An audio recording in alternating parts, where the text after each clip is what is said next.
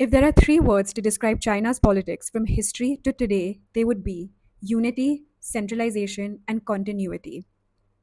Today, we're going to explore China's history, starting from the first Neolithic river valley settlements and moving through the pre imperial dynasties. Many developments in this period, like the rise of centralized governance and bureaucracy, laid the foundation for the China that we know today. But first, a little context. In last week's episode, I talked about how Xi Jinping encourages citizens to study their 5,000-year civilization, framing it as a tool for national pride and identity. But what does civilization actually mean? So, in Neolithic times, before settled agriculture, most communities were nomadic hunter gatherers. Once they learned how to grow extra food, people began settling down along rivers. This settling down allowed for population growth, organized governance, rituals, writing, and the creation of a shared culture. And these are the building blocks of civilization. Historians often call China one of the four great ancient civilizations of the world, along with Mesopotamia, Egypt, and India. All of these arose along rivers and moved from the Neolithic age through the Bronze and Iron ages. What sets China apart is its cultural continuity, linking modern identity back to these early settlements. Chinese civilization begins along the Yellow River. Early river valley communities began farming, building villages, trading, and performing rituals.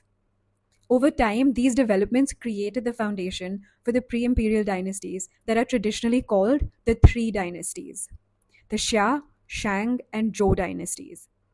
The Xia dynasty is considered China's first dynasty, though much of what we know blends myth and archaeology. It introduced for the first time hereditary monarchy and kingship. There were nobles and early forms of bureaucracy, and there were organized systems for managing floods and resources. The Xia set the pattern for dynastic rule that would persist in China for millennia. Next came the Shang Dynasty. The Shang is the first dynasty to be fully confirmed through archaeology. It gave us the earliest Chinese writing, which was on oracle bones. There were urban centers under royal authority, and there were standardized rituals and bronze technology. The Shang created a cultural template that later dynasties would build upon.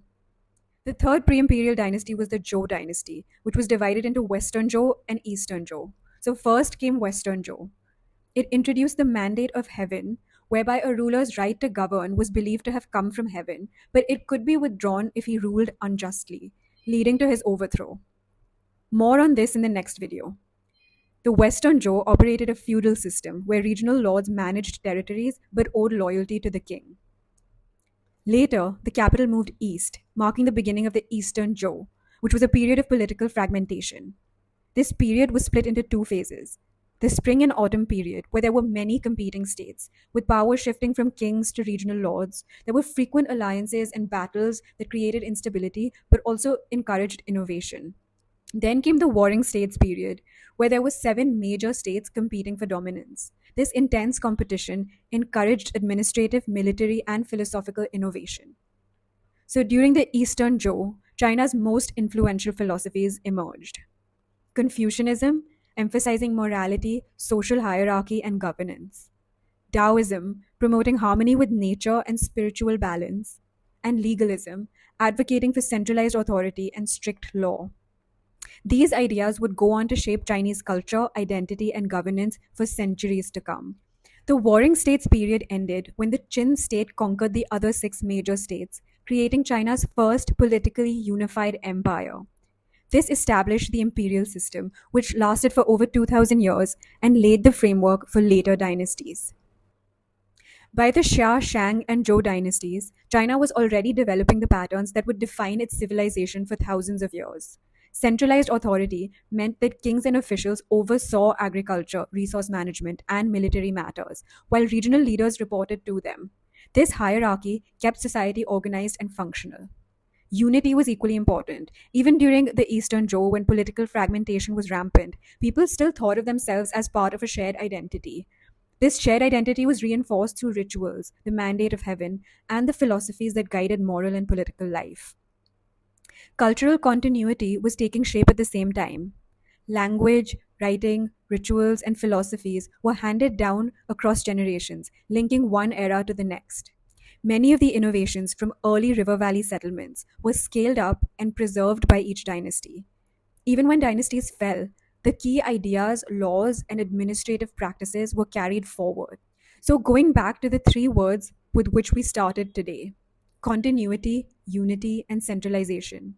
From the earliest river valley settlements through the Xia, Shang, and Zhou dynasties, these themes emerged 5,000 years ago and culminated in Qin's unification. They set the foundations for China's imperial history and continue to shape its governance, culture, and geopolitical strategy today. In the next episode, we'll explore the imperial period, starting with the Qin dynasty, seeing how these foundations were expanded, standardized, and consolidated into a unified Chinese empire.